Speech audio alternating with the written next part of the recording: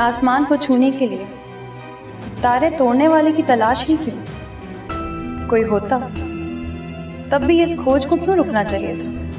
यह आसमान तो मेरा था, इसे मुझे ही छूना था। छूने जा रही हूँ आहिस्ता आहिस्ता, एक एक कदम बढ़ाकर।